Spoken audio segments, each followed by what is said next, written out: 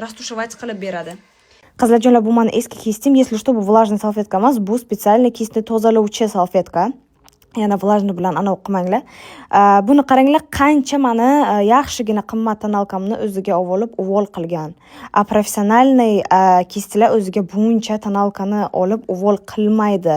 Tejamkor bo'ladi va mamni g'ijim bo'lmaydi. Artayotgan paytingiz to'la bo'lib turadi. Farqi bittada seziladi. Idealniy kist. Ko'p qizlarimiz qosh chizib bilmaydi. Buni qaranglar.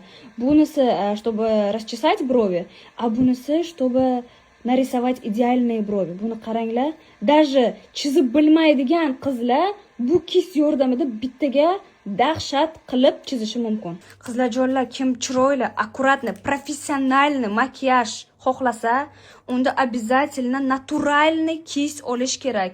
Поэтому я оставлю вам ссылку, если хотите заказать, пожалуйста, заказывайте.